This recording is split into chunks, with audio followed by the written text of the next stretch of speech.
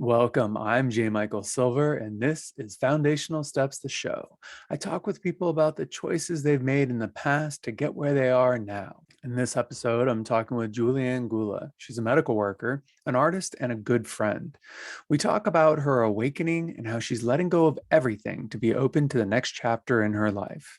Links to Jules are in the show notes, along with timestamps for everything that came up while we talked. To go deeper, ask questions, check us out on patreon.com/foundational steps and all social media platforms.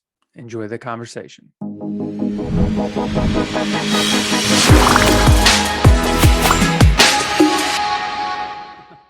Welcome. We can hear each other.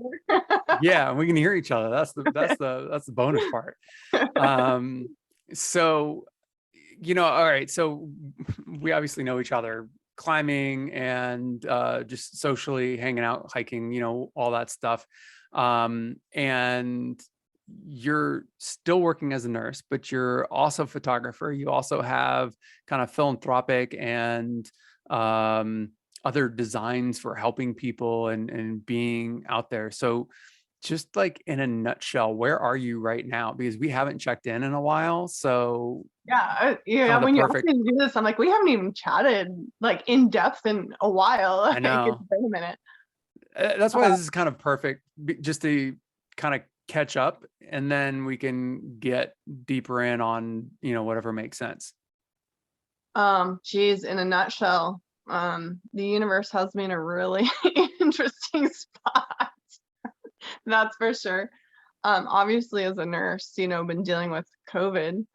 Um, so that's been a little bit of insanity, but and, as I've been wanting to get out of that, like even prior Oh yeah, to all of before the this. pandemic. Yeah. And, just before this all hit, I was like, okay, this is the year, just like everyone said. But and I had all these like photography ideas as far as like wanting to do like behind the scenes stuff, live music, PR stuff, for musicians and stuff. And I was like really like hell bent dead set on that. And then, COVID hit and I finally got to the point where I'm like, okay, I just like for my own mental health, I just need to put this like completely off to the side, just so I can. So all your personal projects, all like your art and everything you were thinking with Yeah. COVID, you just said Yeah, because enough. at first I'm like, because beginning of COVID, everyone was like, oh, everyone's at home and I have all this time to actually work on what I want to work on. I'm like, Yeah. that's right, because there's nothing else to do. But I'm still working and I'm in like the thick of it, right? Yep. And it just got to like mentally, like I was stressing myself out more, trying to force myself to work on like the creative side of things. Mm. And So it that's was when, no longer fun. yeah, like I'm like, let me take care of me. And so it just really became about, doing whatever I could just to keep myself mentally, Yeah. running, journaling, meditation, I like, mean, your job is to keep people alive and safe. And, yeah, and I mean, not to mention, just because I don't know, anyone else out there may not know this, depending on who's listening to this, you're in the Los Angeles area. So you're in one of the largest metropolitan areas. And obviously LA got hit super hard. So I don't want to name your hospital just because I don't know how long you're going to be there, and I don't know who's listening. So oh, oh, we'll leave that out of the I've been equation. pretty vocal. Like people know, like even when they hired me on permanent from being a traveler, like they knew like the end goal was to leave. So, Fair enough.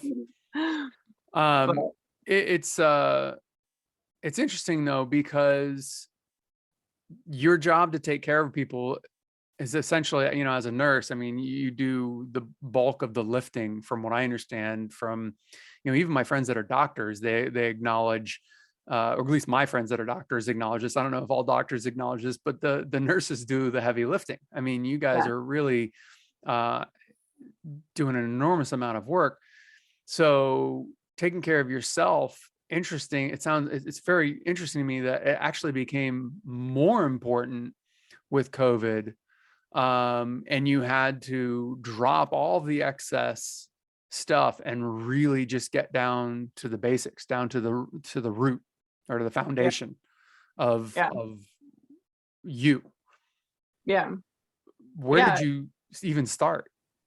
Um, well, so the interesting thing is like pre-COVID, and I think we had talked about this a little bit, is August 2019, where I kind of had kind of that spiritual awakening, I guess, if you will, Yeah, where I yeah, just yeah, went yeah. down that rabbit hole and I really pulled away socially from I didn't really do a lot for like 6, 7 months. Yeah. Where I just was doing lots of inner work, lots of meditation, there's like really just kind of upended my entire reality as I knew it. And Okay. then, yeah, I know that's really interesting, and hopefully other people are like, well, awakening, spiritual awakening, how does that happen? So I mean, you're not some young kid. You've been a professional nurse for years. Did you have, and I'm not even sure I'm not even sure if I know the answer to this. Did you have any kind of spiritual thing, practice, any before the quote unquote awakening? not not really, like I always considered myself, like I grew up in the Mormon church, which I'm Hmm. not a part of anymore. Haven't been a long time. So like I always believed in like a higher power, and I Sure. considered myself after that like more spiritual because I didn't believe there was just like nothing. Hmm. Um, None of the so atheist conversation. It was, there's something, I don't yeah, know I what. believe there was something, there was a possibility of like past life stuff, but I never like really like dove into it Hmm. So prior to that. it was just like, sure, I believe in something. I grew up here. That didn't work for me. Yeah. Never bothered to think anything of it. Years go by. You've been a traveling nurse and living your life, and making the most of it, and then all of a sudden it hits you. Yeah. Yeah. Which I mean in a way was good. I mean, I was like, Scary. ew, oh, 100%. You have those moments. I have had moments, and whenever I've talked to anybody about this, I I thought I was losing my mind, Yeah. like you have those moments, you're like, what the hell is happening right now? Um, but I think it was really helpful, and I kind of don't think it was coincidence this happened right before COVID, because I think that really actually helped me navigate when I really started to stress out, being able to kind of ground and tap into myself and Yeah. be okay just focusing on me and kind of the task at hand and stuff. Yeah, I And feel like I remember a conversation where you'd been kind of MIA, and I was, getting deeper into my relationship because Ash and I didn't really get serious until after Burning Man, which was the end of August, beginning of September in 2019. And so, I kind of disappeared into that for a little bit. And um, yeah, and then I feel like right before COVID, I feel like or maybe it was right after COVID started, and you were like, I'm ready to like kind of be social again. And I was yeah, like, yeah, no, no. The world yeah, was like, no, not yet. yeah. No, no, it literally was like, nah, you've got some more work to do. You're gonna sit back down for a while. So But where were like when was there anything specific, whether it makes sense or doesn't make sense, that you're able to share that you think triggered the awakening, or you identify as the awakening, or um because I know mhm. we've talked about this, but and maybe it's perfect that I'm not remembering right now so we can actually talk about it. But did like the clouds open up, like, you know No, it was there was a specific moment, which it's funny because Henok, mhm. you met him. Um he was recently asking me this too, because we've had all these like super in-depth conversations. He's like, you kind of vaguely told me kind of it was right after I was on set I had the opportunity to be on set with Shinedown for their film project they did for their album. It was right after that. He's like, "You've never told me like a specific." I'm like, "Yeah." I said there was a specific moment, but at the moment, I'm still kind of keeping that close to my chest. Like, Okay, it's fair. but it's something as things like move and shift, that's something I'd be happy to talk about. But at the moment, Well, and I don't know if 5 people or 5,000 people are going to listen to this, or 50,000 or 500,000, but at some point in time, and maybe it's around 2 or around 3 or whatever, I would love to be able to put that out. But if you're open to it and willing, and it doesn't, I don't care absolutely, whether it's now or 20 years from now, but I think that people's moments of awakening will help other people. Those stories being shared will help other people yeah, have those moments. yeah. And it's something I absolutely do want to share, Mhm. but I'm not quite there yet. I didn't even tell Hanok yet either, Yeah. just FYI. You're, So there's like you- one person that knows. yeah. Well, I mean, I think it's fair to But protect that stuff, until you're in a comfortable place. I mean, I would talk about my spiritual existence, experience, feelings, thoughts with anybody and everybody in a private setting. In a yeah, public forum, where there might be a recording device, or people that I wasn't sure that I wanted to know, I was pretty close to the chest. yeah, And even when I say I talk to anyone and everyone, I would never volunteer it. It was always like, just for the sake of volunteering it, like, I don't see any reason. yeah, But at the same token, so I think this, I used to teach meditation, dance and martial arts and everything, over 20 years ago when I was in my early 20s.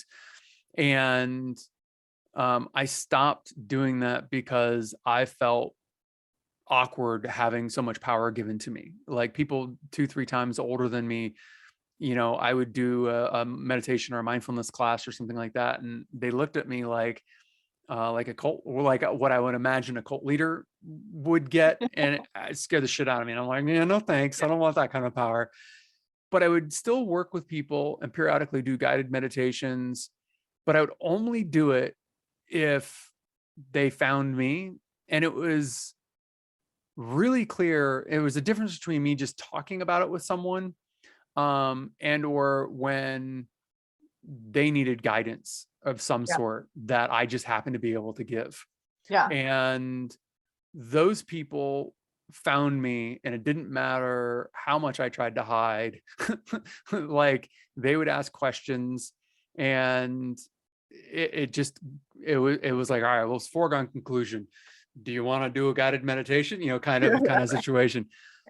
The vast majority of the time, it was just in conversation like this, where yeah, it just felt normal, authentic, needed. And it was always amazing to me, because to some extent, everyone has the same experience, or wants the same experience. And that, I feel crazy, is super, super, super common. yeah, um, because if you're Christian or Jewish, Judeo-Christian, that whole thing, prophecy and talking to God and all that other stuff, that's done. That was thousands of years ago. We don't do that anymore. That doesn't happen. The age of prophecy is over. And the leaders are very adamant. I mean, the Catholic Church has the Pope. He's the only one that gets to talk to God. No one else. No one else talks to God. You're all banned. one person has that One response. person, that's it. And yet when you talk to people, like, they have a moment of awakening, they may not be,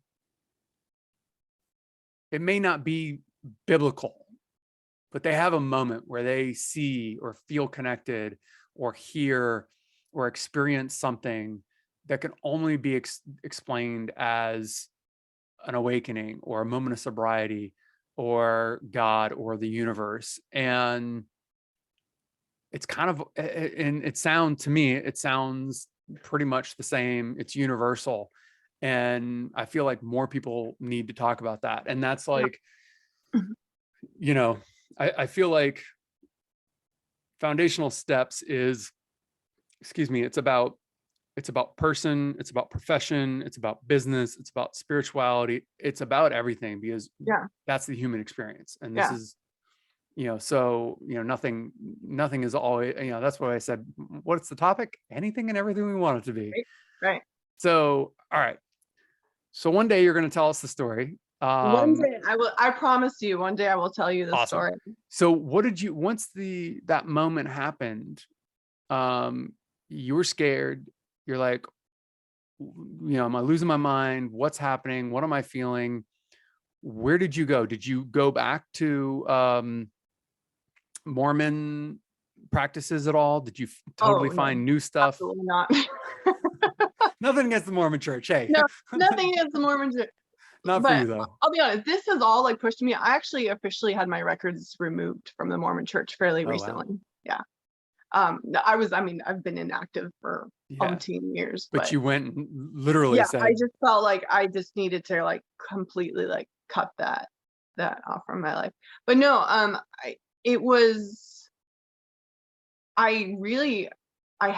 the thing is, I feel like I really didn't have anyone to talk to about it. Luckily, I had my one, my best friend, Luke. Interestingly enough, he wasn't going quite through the intense experience that I was, but he's kind of had experiences like within spirituality. So he was kind of the one person that luckily, like I could kind of bounce things off to. And, but it really just became like starting to meditate and journaling. I mean, and I probably since that happened have gone through about a journal a month. So wow, wait, like a couple hundred pages of writing? Wow, that's a lot of work. Yeah, it's a lot of work. That's an enormous amount of work. So quick side note for anyone that might be listening. Just because you want the awakening, make sure you know what you're asking for. Because I didn't ask for it. I felt like the universe just booted me down the damn rabbit hole. Like it was almost not like a choice in a way, but I'm grateful for it.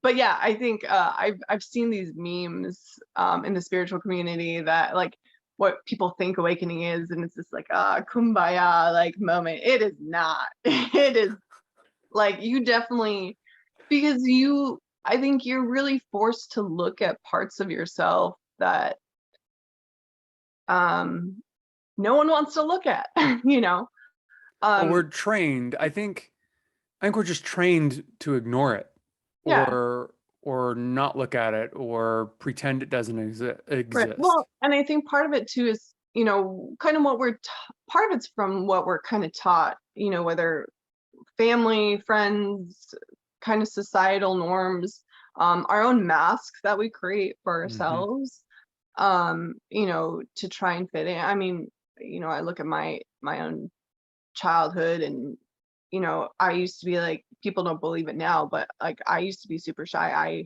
rarely talked to people. Like and you really start shedding all of that, and you start seeing kind of all these limiting beliefs and all these things you believe for so long that aren't really true. It's a process, and it's a lot of grieving and a lot of letting go and a lot of like death and rebirth type stuff. And that is not easy. And you go through layers of it. It's not like, I think for a hot minute, I'd be like, I got it figured out. Cool, we can go. And then like, no, you have like another like meltdown. You know what I mean? Actually, just recently, it happened just after you asked me to be on here.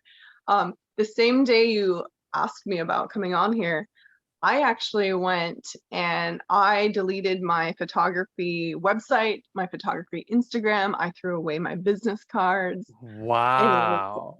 I, uh, I, it was time for me to renew my lease, and I told them I'm only doing month to month and not like a full year. And a couple days later, Ego did not like that because I just like just kind of That's a hit. massive change, though. That's a massive statement of I recognize this is not going to work. I see that this is not the path, and I'm letting it go. I mean, Yeah, that's you're killing something. You're cutting yeah, something off. I mean, that is death. yeah. Well, I didn't. The funny thing is, I didn't think it was that big of a deal, but because I've been sitting like doing nothing, and that's where I was saying earlier when the universe has me in this weird pattern right now where I've been focusing on the nursing just because even if I had the means to quit, like if it wasn't a financial thing, like I in good conscience could not have walked away from that field in the Mm, midst of all this. yeah, no. But over the last several months I really started questioning photography wise. I'm like, is this what I really want to do? Like, and that was scary because that was my next step, my out of the medical field, is to really push forward in that. Yeah, because that's part of the reason why you stayed in LA when Yeah, you got your assignment here and you're like, I think I'm going to stay so that I can pursue photography. yeah, Quick question on the photography. You yeah. mentioned you were super shy, introverted, not outgoing when you were younger. Mhm. Was photography a buffer or a way of dealing with your shyness or your inability or not lack of desire to do this kind of thing? Um, that's a really good question. I've never thought about that. Um, I don't know. I don't know that I can pinpoint that being like a buffer. Yeah. It Well, might be because I mean, it kind of allows me to be in the creative field without being in front of the camera. yeah, That's for sure. That's for why I was sure. nervous about this. I'm like, oh, I have to be in front of the camera. Lovely. So I'm asking for two reasons. I'm asking one because you hear about people saying they're hiding behind the camera. So there's that. And then the other thing is you were saying that the idea of doing something like this once upon a time was like an absolute no. And the kind of fear or anxiety around doing this, you decided to embrace and be excited about. And then at the same time you deleted all of your photography website and your business cards. So it's almost like you're saying death to hiding and birth to being in front of the camera, not necessarily literally in front of the camera, but at the same I just token, here got you chills are. with you saying that. Actually, I had not thought about it in that sense, but I think you're absolutely right in that sense. Something to play with at the very least, because Yeah, it may feel right now, and then a week from now, a day from now, hours from now, there may be other conditions or other, whatever. But yeah. Ash,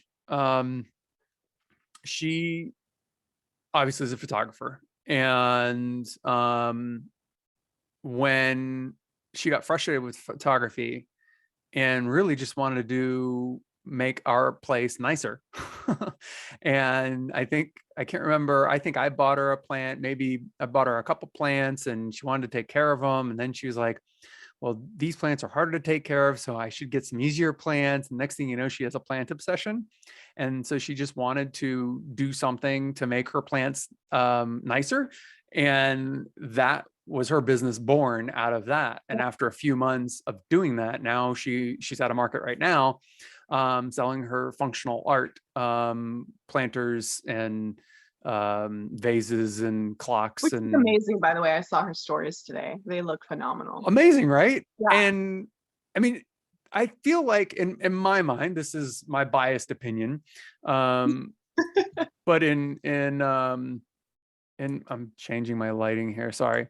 In my mind, I think it was always great, but looking back at the old stuff and looking at the new stuff, I'm like, wow, she has grown so much, and her stuff is getting so cool. And I thought it was always cool. So, but that was born out of frustration, and she has zero interest in being in front of the camera, and the only time she's in front of the camera is if she's doing self-portraits. And her self-portraits, you can never see her face. Yeah. Almost never. I can't think of any time you I can don't see her think I've face. seen any of them.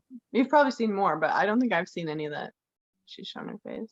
Yeah, I don't think there's any that she's shown her face. They're always head down or from behind, or like when she had long hair was covering.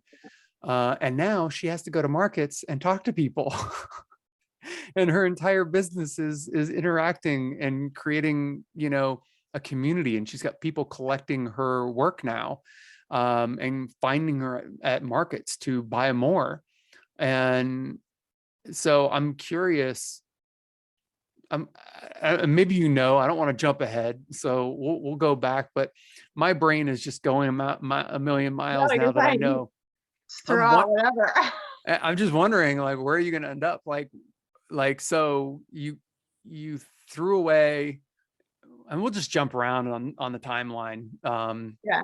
Time's not linear anyway, so whatever. Right. Um, so you got rid of all of your photography sites and your business cards. Do you have any kind of like next? Nothing.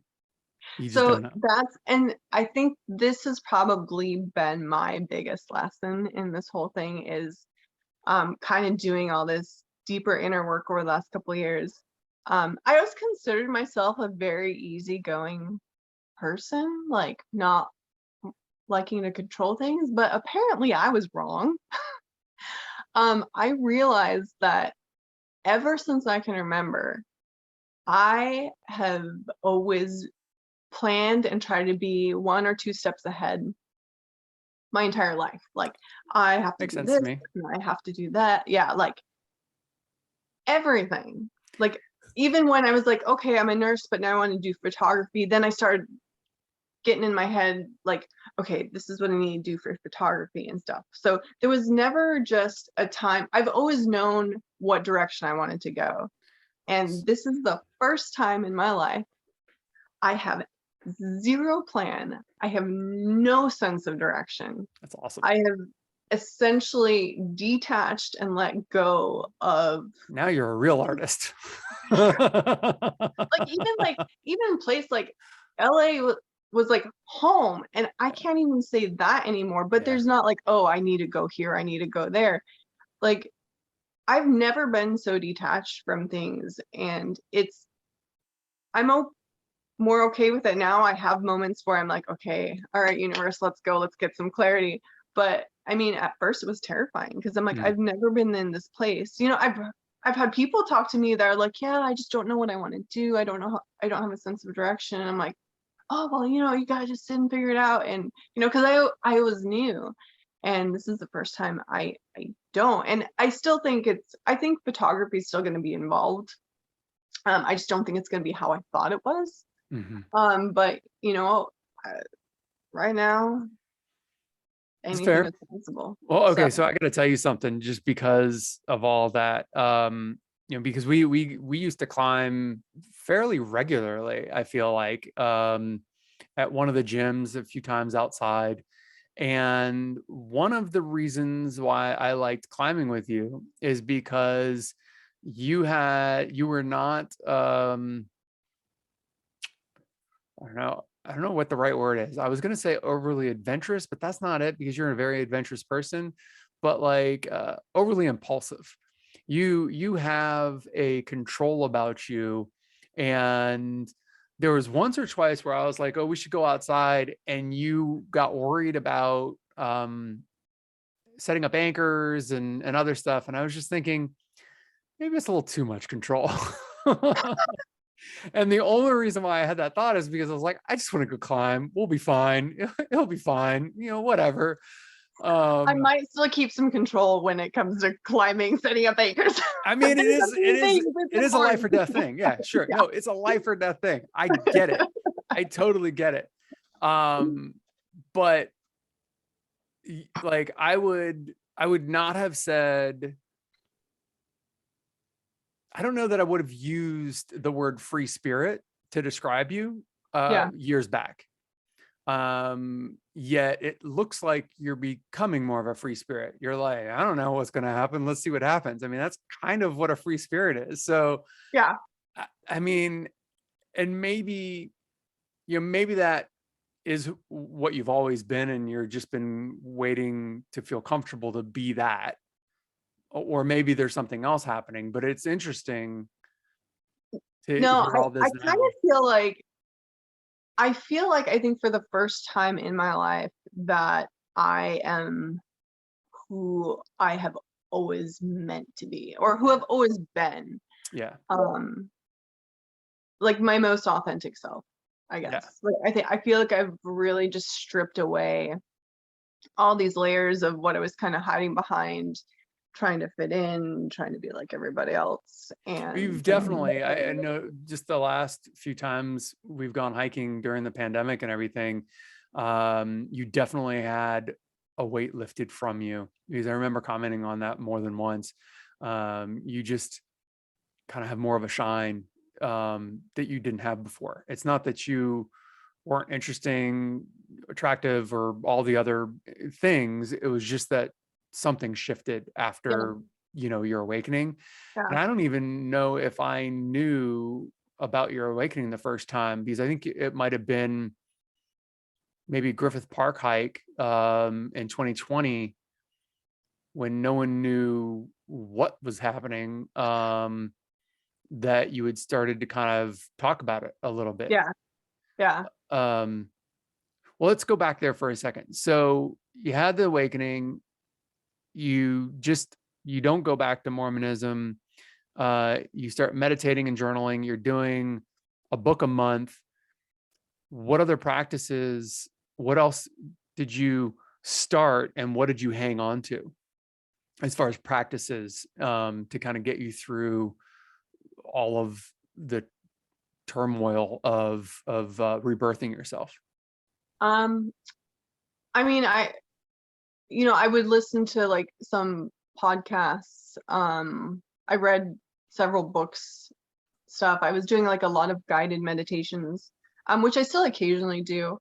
But I'm really learning to shift kind of away from, not that like you get to a point where you know everything, I think it's important to keep like reading and learning, but to me it got to a point where I was so focused on like I have to learn more, like it was almost overwhelming, and I just had to take a step back from it and allow myself kind of to integrate all that knowledge and actually put it into practice, and I think learn to trust myself and my intuition more, and not get in this, because I think this can tend to happen, I think, in spirituality, where you almost get caught on this hamster wheel of I need to heal, I need to heal, I need to heal. There's got to be something else, which I mean, we always are, right? It doesn't really stop.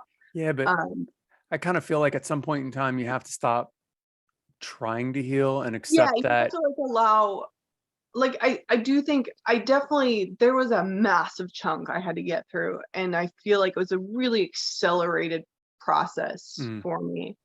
And I think that was important for me, but I think I finally gotten to where I jumped off the hamster wheel. I'm like, okay, enough is enough. Like, let's actually move forward, like in the physical world at this point. And yes, you kind of get to these other levels and there'll be something else, but it, like I said, they'll kind of come up naturally. And then now you kind of have the tools to utilize to when that comes up, you can deal with it. Maybe a decent analogy is if you break your leg, you need a certain amount of downtime, you need a certain amount of rehab, but at some point in time you need to walk as if you're not hurt anymore, because you're not. That's great.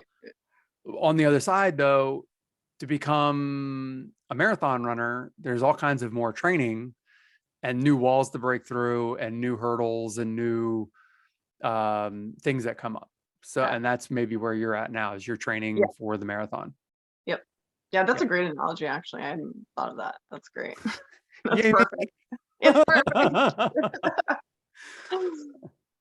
Well, I mean, it's funny because I've been just trying to do these types of conversations. I mean, this is kind of how I normally talk to people anyways. And just one added element, we're recording it, audio and Yeah. video. See, Um, that's the one element that threw me, because I'm like, you and I have had countless in-depth yeah, conversations, right? You yeah. add in the recording, I'm like, Yeah, freeze. but I mean, but you're doing great. I mean, you seem normal and nothing's abnormal or out of whack, I don't think. So, um, I mean, it's,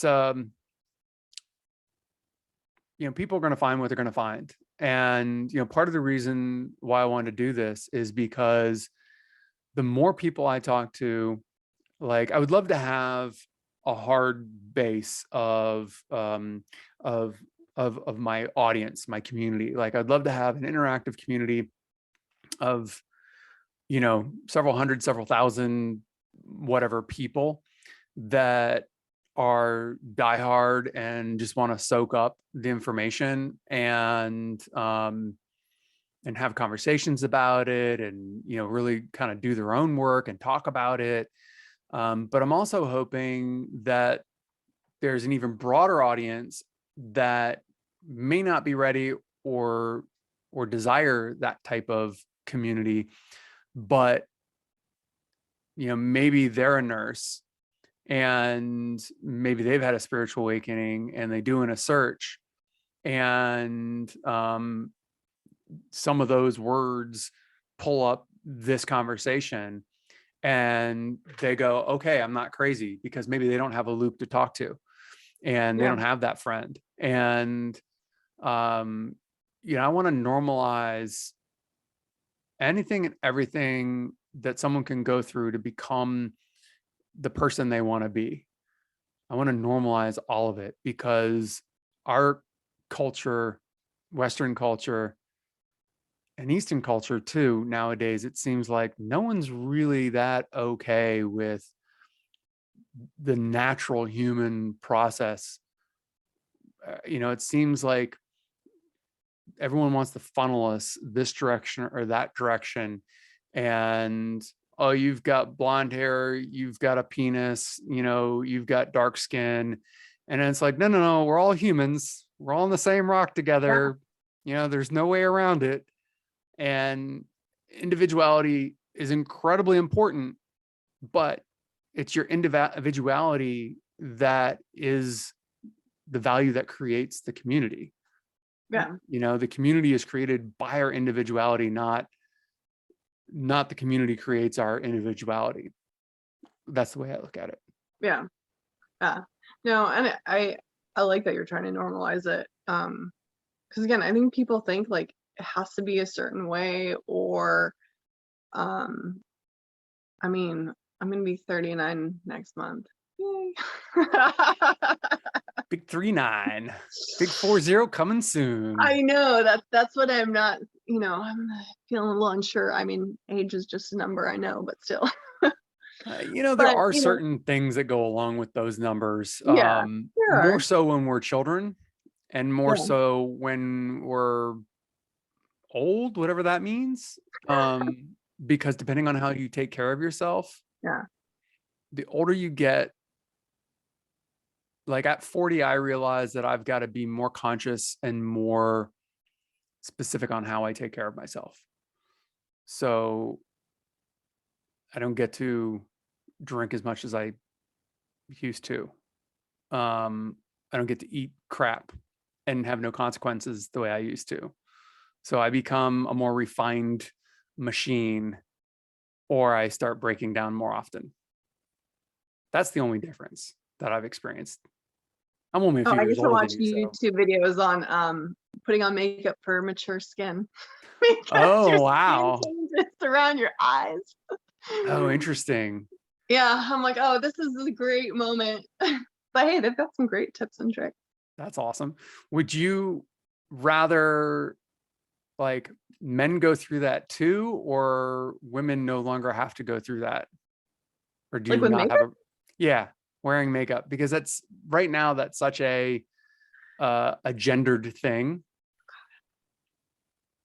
You know, I this whole like, you know, and here's the thing, like if women want to go all natural, I've had, some women, they're like, I don't, I'm tired of having to shave and groom. I'm like, well then don't. Like if you Don't, don't yeah. want to, like no one's making you. Mm-hmm. And it's like, I want to. Mm-hmm. I want to do makeup, but I'm not doing that for anybody but myself. Like Yeah. pandemic, sitting here like hanging out by myself, guess what? I was still shaving my legs. I was still doing days where I put on makeup. I've now through all this, I've gotten much more confident in like going with a natural face. I used to not even leave the house without like putting eyeliner on and stuff. But so I'm glad I've embraced that part of myself. But I love putting on makeup, and it's just because I love it, not because like, oh, well, I'm a woman, so I have to do it.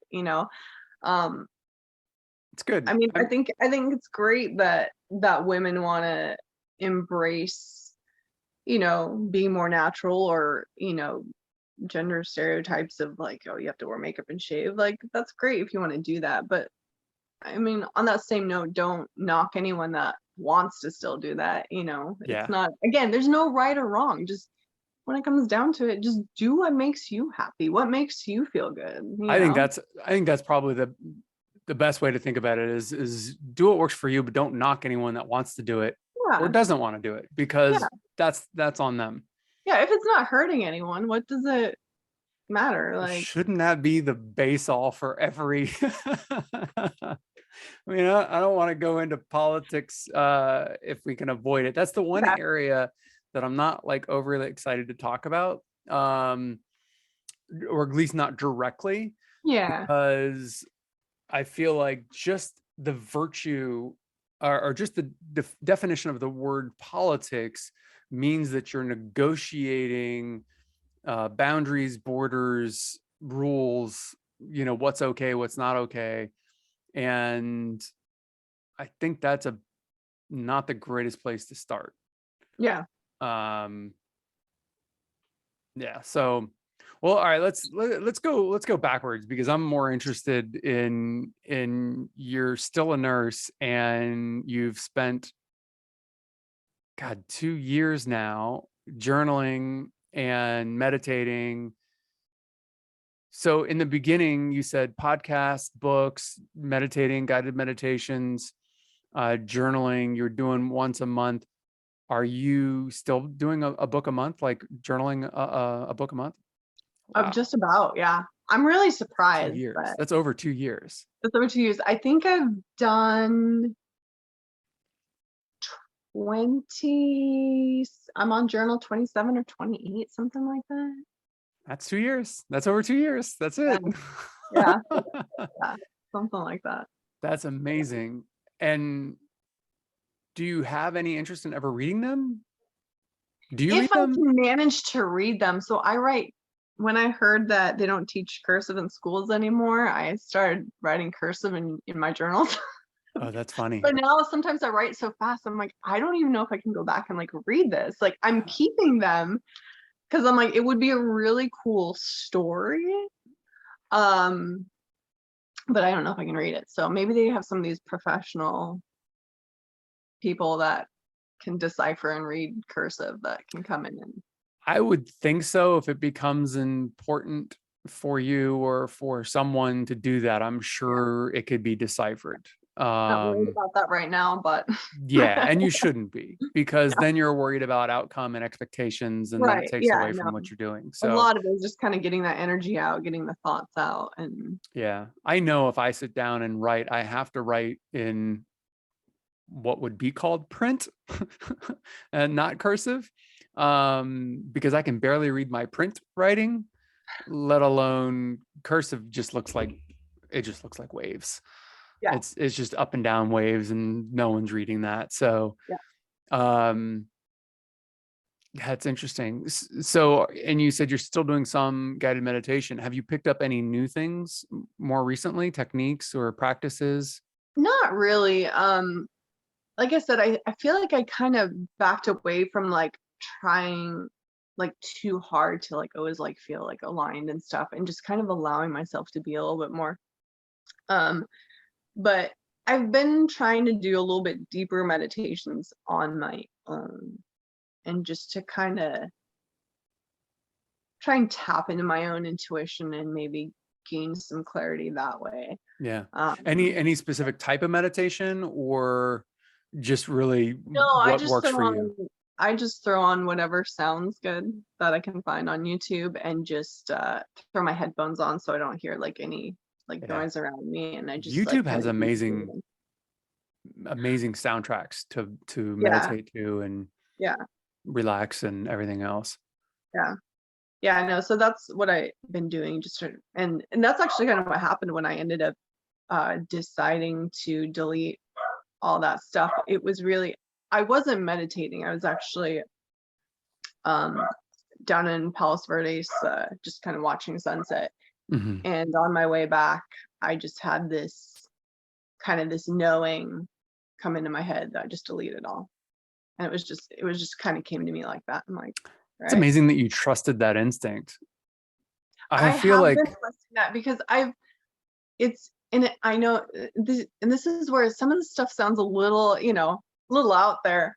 Um, but I've had so many times over the last couple of years where I'll just like all of a sudden know something, and I'm like, and then it like gets confirmed. And I'm yeah. like, what? Like, and it's like, how many times does that have to happen before I finally just start trusting myself, Did I ever tell you? I feel like I did. Did I tell you about remote viewing? You touched on it last time I was at dinner with you guys. Okay.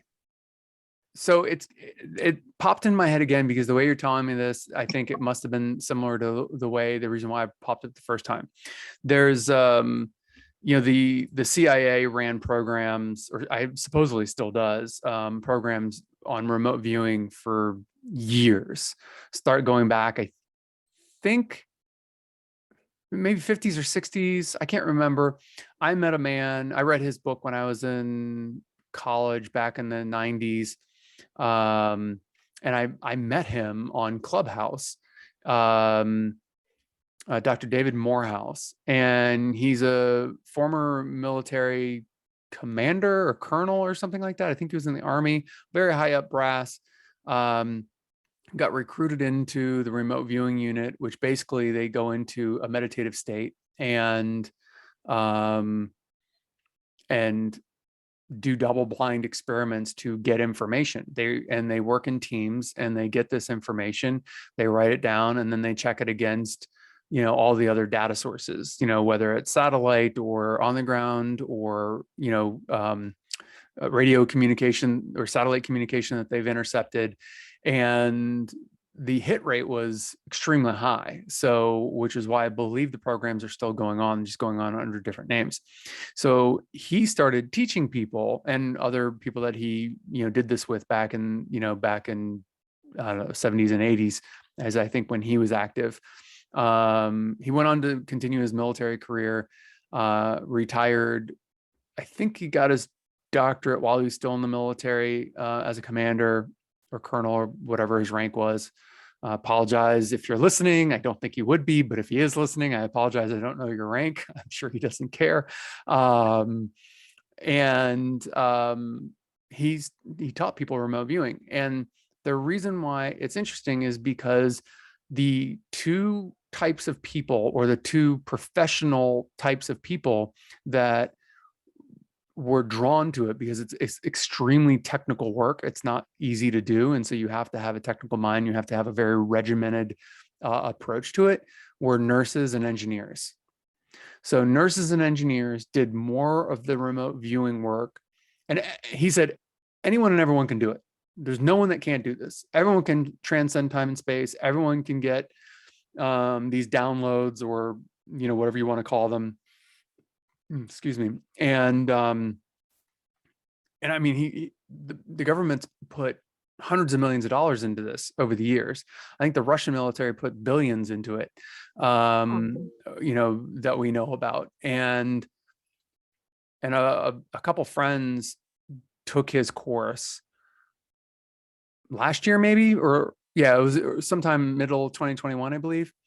And they're just like, it's so surreal. It's like, you've no idea why you're thinking red circle, with blonde is I think the description he used. And then all of a sudden you find out what it is, and it's all revealed, and it's like, oh my God, that's this. And like statistically, the odds of coming up with the textures, the colors, and the shapes, and some people, and he said sometimes it was more specific, but to be able to come up with all of those elements, and it's kind of insane, to verify that. It's very technical practice. Anyways, I don't know. Maybe it's not for you, because if I've brought it up once before, and it didn't click, then whatever. But yeah, it's very similar. It's a much more technical, much more focused, specific, practice. But your ability to listen to yourself, you being a nurse, and your ability to listen to just knowing things, and then you get confirmation, is kind of like, it's not remote viewing, but it's reminiscent of what it sounds like. Like, it has some similarities, Yeah. well, I imagine it could be even, like, the start of, like, getting into that, right? Yeah. Because they do use cool down meditations, because you have to be in a certain brainwave function.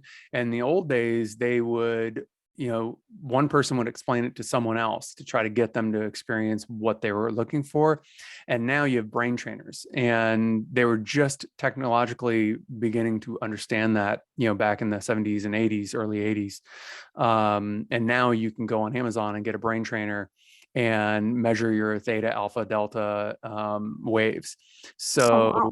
yeah, so getting into those head states, like, if you want, there are techniques and technologies to use to get into those states of consciousness and be comfortable in them, and come out of them and go back in, come out, go back in, to be able to do the work of remote viewing. And I Yeah. mean, and the crazy thing is it sounds so esoteric. It's like, so you're telling me I can spy on someone from a distance? And I mean, simply the answer is yes. But even crazier is the math backs it up. The government spent hundreds of millions of dollars on this. They still do it. It's a confirmed practice. So it's Yeah. like, you can, people out there listening can go, this is just craziness. This is just insane. But it's verifiable. I mean, declassified CIA documents, it's all there in black and white. This is real. So I don't know. Well, and I remember one of the books I was reading on spirituality, it was mentioning about, a lot of spiritualists and physicists starting to work together, because a lot of the stuff that seems so out there can kind of link to, like, a lot of, like, quantum physics and stuff. Yep. I think Deepak Chopra, it's You Are the Universe, I think is the name of the book. I Have haven't you read read that that one. one? No. Oh my gosh, that one made my brain hurt. But I mean, he wrote it with a physicist, you know. So I mean, a That's lot of interesting. stuff that seems out there. I mean, you even think about the technology we have now, go back 100 years or something and Even tell 20 someone that years. we would be doing this, right? Yeah. They would have thought you were nuts, Oh yeah. you I know, like, mean, I was in college, 1995. AOL releases their first CD, or their first, I think it was a 3.5-inch floppy. those little hard, squares.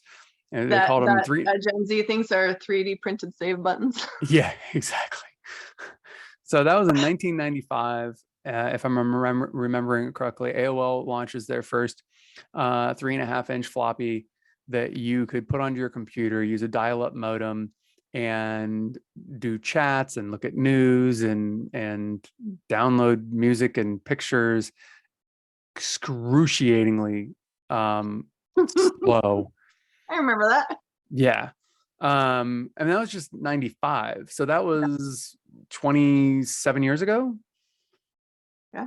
So, I mean, in 27 years, we went from dial-up modems to, I mean, you might as well be in the next room. Yeah. Seriously. So, and there's a YouTube channel that I watch. I'd love to get him on the show at some point in time. Ghost Town Living. And he bought a mine, an old mine from Cerro Gordo, and it's basically, I think, hundreds of millions or billions of dollars of zinc, gold, silver came out of that mine and basically created LA and the surrounding area. I mean, the town's history is amazing, and he bought this town. He's living up there and refurbishing it and trying to turn it into like a tourist destination for history and camping and everything else.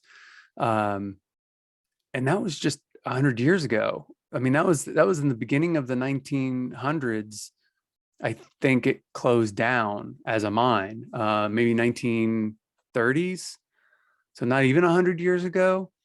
I was a mining town with little to no running water, no electricity. That's just crazy. Unreal. Yeah. Yeah, it just happens. Well,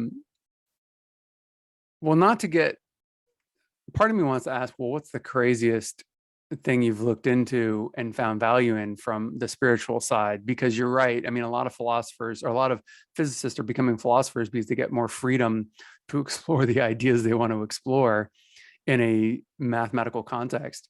And there is more collaboration and open-mindedness towards historical spirituality.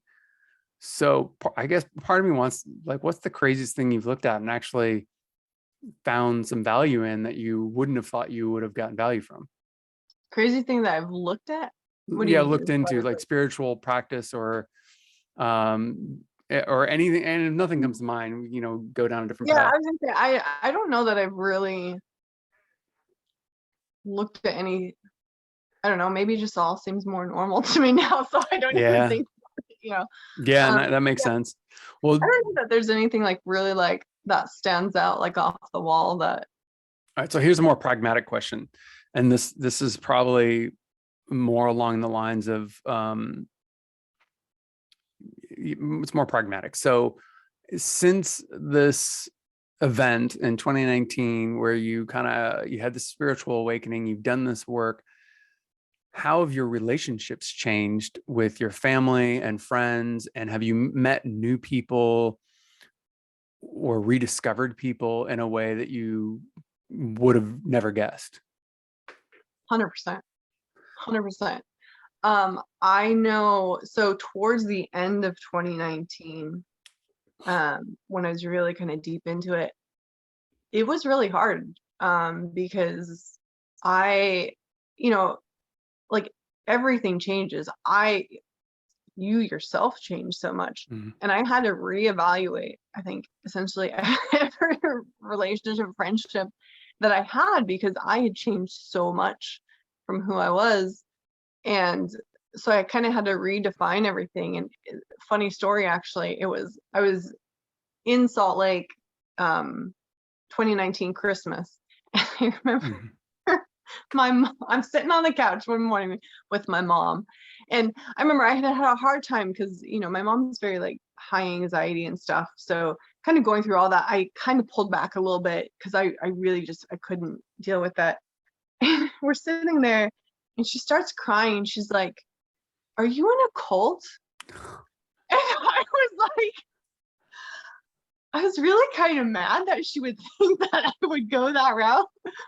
But like, I mean, that's pretty stark. I mean, that's, I understood it too. I mean, it's about on par with where my mom goes. You know, she always thinks like worst case scenarios. I mean, and I kind of understood it because, you know, I had kind of pulled back. I I was changing so much as a person in a good way, but for my family that was you know, a huge change. So yeah, and you know, then I kind of had to explain to her, you know, kind of what I had been going through and stuff. But yeah, it changes a lot. And in end of 2019, I actually ended up quitting drinking as well, which also was another layer of yeah, it's like big. redefining relationships, because a lot of my friends, what did we do? You know, we hung out, we drank, and that's how we socialized. Yep. So, but it's interesting because I think the people that kind of weren't aligned with that, they kind of slowly fell away. And not in a bad way, you know, sometimes people kind of just come and go. But I think like my core group of friends, all of a sudden, everyone, and as I was more vocal about kind of what I was experiencing, all of a sudden, like close friends of mine were kind of talking about the same thing, and we're kind of getting on that wavelength. Or like the people I was meeting, like Henok was one of those. He, I think end of 2019, he started as a traveler at my hospital, and he kind of overheard me talking to one of our other coworkers, and he was like, wait, what? So it's interesting as you kind of go on this journey, you definitely, the people that start coming into your life, like you realize you're not really alone, you know, on that path, you know. No. And even just in casual conversation when I'm at work and stuff, you know, I've definitely just become more vocal, and a lot of people are like, oh, you know, like, and you can tell like people are afraid, like they're almost relieved to hear someone talk about it. Because I think people are just afraid to kind of tap into that. And It's interesting because people don't seem to be afraid anymore. I think that this was something different once upon a time, but they wouldn't talk about politics. They wouldn't talk about religion. And now whatever they hate, they want to talk about, but we're not talking about the things that light us up, that bring us joy, or not as much. And I feel like the fact that you see that you're not alone is only because you were brave enough to talk about it. And instead of sharing what you're frustrated with or what you hate about what's going on in the world, you're like, I'm exploring this amazing thing, yeah, or however you say it. yeah, And all of a sudden people are like, yeah, me too. And it sounds like it's giving you the ability to connect and rediscover in a way that you couldn't otherwise. And yeah. I mean, if that's not a great reason to share, you know, what's going on personally, and not, I feel like anytime you're talking about something you're angry about, you're not actually talking about what's going on. You're talking about what triggered it's the surface trigger that brings up whatever's underneath it. But you're not Yeah, talking it's about what's something within underneath it. yourself that's being reactive to whatever has been said or Yeah. what's happened. Yeah. And then, so all right, just to clarify, so your experience in life now also then would be probably less triggers. Absolutely. And I mean, there's definitely still triggers, Yeah. but Yeah, of course. that's going to be right. We're human. Yeah. It's going to happen. And I think that's the other thing I had to learn too is, you know, you get to a point where you're like, you know, you're feeling really good, and then you have a bad day and you're like, no, you feel like you've taken like 100 steps back, which is not the case, right? Yeah. You're No. never going to get to a point where you're just even keel all the time. But Well, what if you do, I feel like at that point in time, you're now called a leader. of whatever movement. Right? And whether you like it or not, you're the leader or you're a Yeah. leader in that movement. Right. I do hope in our lifetime we see, because I think more and more people are having an awakening to the fact that they can have control in their life, that they Yeah. can be spiritual, that they can, have a faith that's not typical, or asymmetric, whatever word works.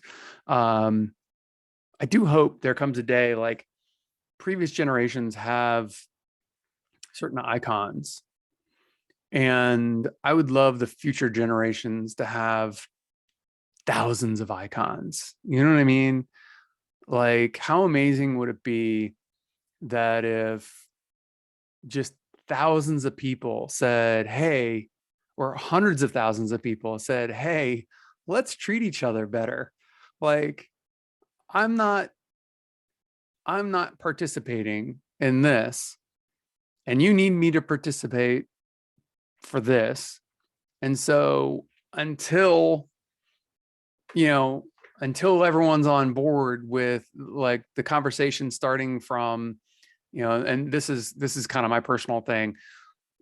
One earth, same air, same water, doesn't matter where you are on the planet. We're that many people that we're affecting everyone everywhere all the time. No way around it. We're in a closed system and it's called Earth. So get on the program, and all the conversations have to start from there. Like, obviously there's a million different ways to have that starting place, or talk about that starting place, but that's kind of mine.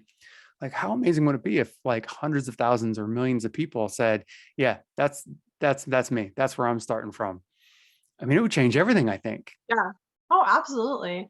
And you know what? I know people will have a hard time believing this right now. I truly believe we're getting there. I know we're kind of I think so too. I it's mean, a bit of a hot mess right now, but even that, I kind of feel like these last couple years, I think it's kind of collectively been like this death and rebirth, and it gets yeah. ugly and it gets, all these emotions that you've been sitting on, that we've all been sitting on, they get pushed to the surface and have nowhere else to go because Hmm. you're actually starting to have to look at this stuff. So I think we're just kind of in the thick of it collectively. Um, but I think on the other side of this, I genuinely believe, we're going to come out of this better. And, I think people are starting to reevaluate a lot of aspects of their lives and stuff. Yeah. Um, so Yeah. I mean, you experienced when you went through your moment in August 2019, that was then followed up by some difficult work. And to this day, re, like ridiculous amounts of writing and work.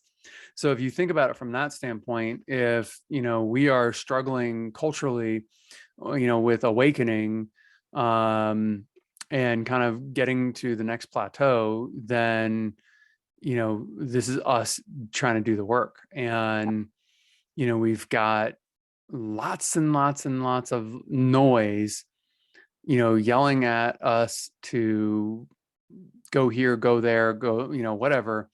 And I'm hoping that the mainstream noise gets drowned out by the rest of us that are trying to, um maybe not so quietly, talk about, I'm an individual and I want this for my family, my community.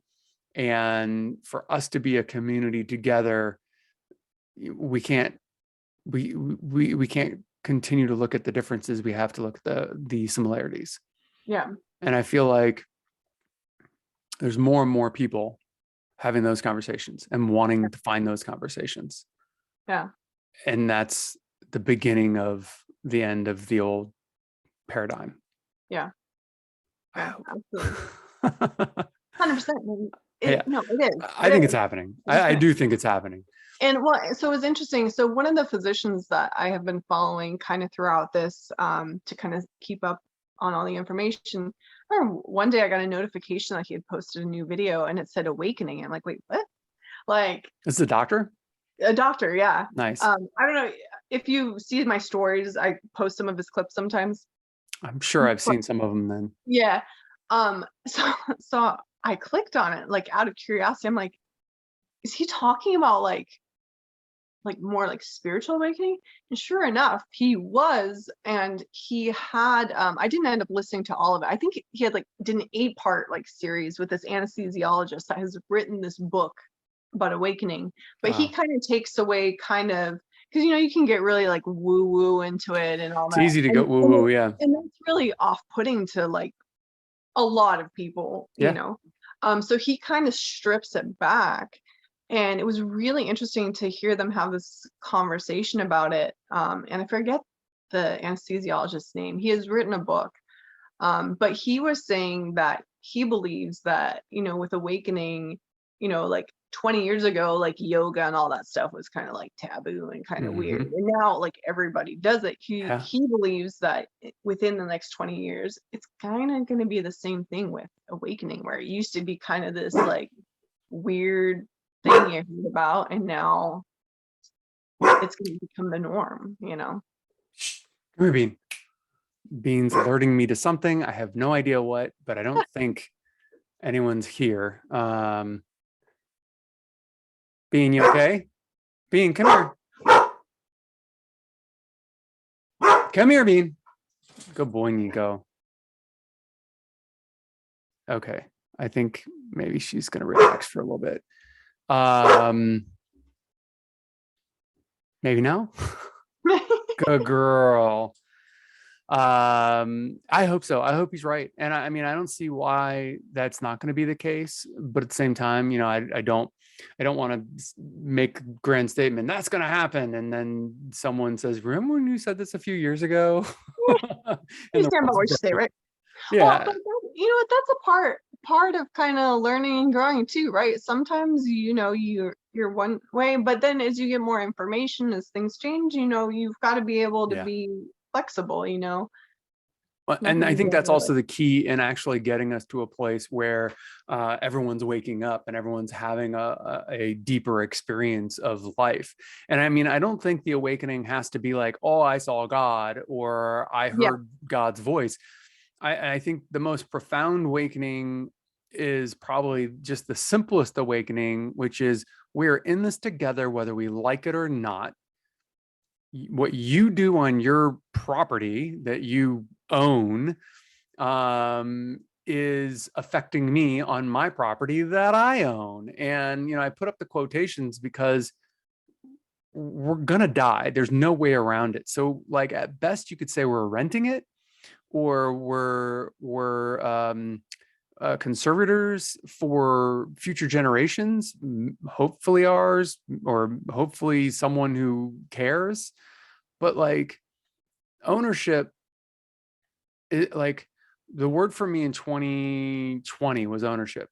So New Year's 2020, before the pandemic, someone said, "So what's your word of the year?" I never thought about it before. I said, "Ownership." And she's like, "Yeah, that's good." I was like, "Yep, because I need to take ownership of everything that I've been thinking about, everything that I've been doing, and actually facilitate it happening," which is how we're sitting here right now. And one of the things that I learned in 2020 about ownership is an incredibly esoteric word, because it for in order for it to have a tangible objective reality, I have to get a lot of other people to believe that I own this water bottle or I own this computer. And you might say, well, you bought it, it's yours, it's in your house. But that's not true for everyone. There are people that if you see them, driving a Bentley or a Rolls Royce, you're like, is that theirs? They're too young. Maybe it's their skin color, maybe it's their gender, maybe it's their age, maybe, whatever. But if you see a Rolls Royce or something like that, or a Ferrari go by, depending on whatever story you have running in your head, you may look and see the driver and wonder whose that is. And unfortunately, that reality is true for sneakers, for watches, for phones. I mean, people are getting killed over this. I mean, so it's a reality. So ownership is really, to me, a more of an esoteric thing. And the only thing we can truly own is the choices we make. And, and that agency that we have as individuals, that's the only thing we can own, where we put our attention. And everything else is a communal agreement. And you have to hope you have the communal agreement if you're going to be walking around, because the wrong person in the wrong place may say, oh, I know you own that, but I'm taking it from you. So I know I don't think you ever met, I used to live with a Scottish guy, and he used to tell me that in Scotland, and I don't know if it's still this way, this was when he grew up there, 20 plus years ago. If you had a nice car, someone's keying it. Because in Scotland, again, this is a long time ago, so I have no idea if this is still the way it is. But in Scotland at that time, the idea that anyone had more than anyone else was like, a big screw you, and the community had to take you down a peg because you think you're too big for your britches, kind of thing. Oh, wow. Like you're no better than us. Like, you think you have a nice car, smash window, smash headlight, key the car or whatever. And so like ownership is ended up being far more interesting of an exploration in 2020, especially given the fact that everything got taken away from us. Yeah. It's like, oh, you think you have freedom? Like, no. Yeah, good word. Let me show you about that. Yeah. But we do have ownership of our agency, of our attention, of our what we want, if we are mindful about it, if we are conscious of what we're thinking about. And obviously you probably know more about that than anyone right now, 27 notebooks later, about having some agency and having some what control or ownership looks like of your life and past and future and everything else. Yeah. Man, it's been a ride. That's for sure. But I mean, I wouldn't change it. I wasn't planning for it, but I wouldn't change it, because even like with everything and like not having a sense of direction or anything right at this moment, I know that's going to change. Mm-hmm. I can honestly say, like, I am at the most peace I've ever been. And that's like, probably the most amazing in thing. my I life. feel like, yeah. I You know, mean, for someone to be able to say that, I feel like that's freedom. yeah, it really is. And like I said, it doesn't mean you don't have hard days. I mean, that's gonna happen, but it's about how you kind of navigate those difficult days, and Mm. and allow yourself to feel the emotions, and know that it's okay. Like, I used to beat myself up if I got angry or frustrated. I'm like, no, it's just part of it, and it's Mm-hmm. temporary, and it's gonna, next day is gonna be better. Yep. um That's what you yeah, make it too. It's how you go about it. yeah, So yeah, you can have a choice to hang on to it, or move through it. But I think that's what happens a lot is, people feel these emotions, and instead of feeling them, they kind of distract themselves from it. Or you see a lot of this. Sometimes I feel like there's a fine line between like this, like, kind of toxic positivity, and like, because it is important to be like positive, and like, but that doesn't mean you're like positive and yeah, happy all the time regardless of what happens, right? say You've got to honesty is allow more your important than positivity.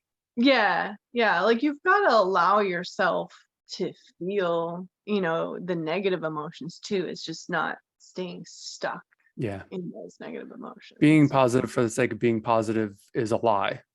Yeah. So, I mean, if we just say we've got to be positive, we got to stay positive, we got to stay positive, I think you're, from a pragmatic standpoint, you're not going to, like, if you're training, go back to the running, you broke your leg and, you're training to get to walk again, to then train for a marathon or whatever. If you break your leg and you're just staying positive, then you may not be looking for why it's not healing. And then you may be in a worse situation because you're making it worse. I Yeah. broke my foot. That's right. Yeah. How's that doing? November, December. I can't even remember now, but for 6 weeks, I did what I was supposed to do, and I couldn't tell if it was healing or not. And I got an X-ray because they wanted to see where it was at, and nothing had changed.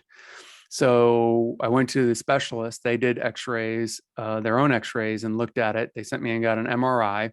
Tomorrow I go find out, what the MRI says. And they basically said, look, excuse me, based on this new X-ray, we think we just wasted 6 weeks. We think you're fine. We think there's a high likelihood that you're not going to need surgery. Everything's going to heal fine. But we need to get an MRI just in case. You need to fully immobilize, like, they didn't put me in a hard cast. They put me in a boot, but it's like a fully immobilized boot, unlike the one I had before. Tomorrow I go back. They're going to do X-rays again, look at the MRIs. And had they not looked for the negative, then they wouldn't have found that it wasn't working, and God knows what would have ended up happening. I could have ended up in a really bad position. There was still some pain, and which was kind of strange. After 6 weeks, I kind of felt like, why am I feeling any pain at this point in time? And I was like, oh, whatever it's going to be, it's going to be. And so, like, if I was just, well, no, I'm just going to stay positive. Nope, it's fine. It's 6 weeks. It's, then God knows how bad it would have, got to. So, I mean, it's the same thing with anything else. I mean, it's there's as above, so below, the old philosophical, alchemy saying, like, that holds true. I mean, it really do. That's the basis for systems theory, for, programming a system. If it works in one system, it's going to work in another system. If it's conditional in one system, then it's going to be conditional in another system. And yeah, positivity is nice and all, but it's not going to necessarily help us heal. And I mean, I think mindset is important too. If you're constantly thinking negative, I mean, you're going to kind of draw that more to you. Yeah, But for yeah, sure. it is. One thing I found in kind of spirituality, there's a lot of like paradoxes where like, and it won't, I'm like, but this doesn't make sense. Like, how is this that? And then that. And then you have this one brief moment where it makes sense, and then it's gone. You're like, no, come back, because I just had it. But there is a lot of paradox, I feel like. But I feel like as you go along and as you continue to grow, like, those things do start kind of making sense. Yeah, no, I think it does. And I think it makes sense in the context, and outside of the context, it might sound weird and Yeah. other, but I mean, that's the thing. I think we probably should wrap it up. And we can check back in. I'm really curious, before we call it done for the day.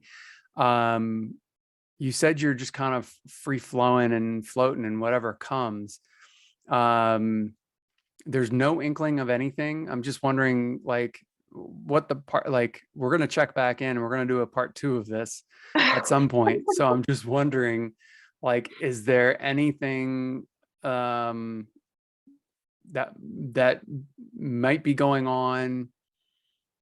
I know you said you're not dating anyone currently, no job prospect. No, but see, and this is one of those little, I feel like that, like, I feel like I'm on the precipice of like a massive shift. like kind of in love and like Yeah. and it's this really weird, like I kind of feel like that I think that might also be a reason that I need to be kind of very detached right Yeah. now, because Yeah. I feel like there's going to be a lot of change. I think my life's about to do a 180 and I Yeah. need to be detached and ready. Maybe you stay, maybe you leave, but you gotta be ready for whatever it is. Yeah. I like that. So, but let me tell you what, I am ready. Like, I have been sitting, I am like losing my That's mind. awesome. Like, it, my usual just reading and watching movies, like I'm done. I'm like, let's go. Let's go. I'm Let's do excited to this. find out what it is. I'm just Okay, like, me too. that's part of, yeah, like I'm just like I don't know, the whole conversation we've had, like I'm just like, well, what's it gonna be, and I'm like looking for little signs, and you know you don't know, I can't know, so I was hoping maybe there's something you haven't thought about, but And if you really want to know, think about how I feel. oh I'm yeah, like, no, all right, let's do this. oh yeah, no, I mean, I'm sure the excitement and the anxiety is Yeah. palatable from a day-to-day standpoint, and in Oh, the some days excitement. it's I'm gonna lose my mind. Like, I don't know how much longer I can sit because the excitement really is genuinely so palpable. I'm like, I I think I'm gonna just explode. But all right. Well, I think that's the perfect place to end it. You're going to explode. You're right on the verge of something. We have no idea what. stay tuned. Stay tuned. So that's like that's like the perfect Cliffhanger, classic. Yeah. cliffhanger. Yeah, it's a perfect cliffhanger. Exactly. So don't forget to leave a comment or a review. I'd love to hear your thoughts. New episodes every Tuesday, and short clips from each episode are on YouTube. Thank you. Until next time, don't forget, your life story is yours to write and rewrite as many times as you want.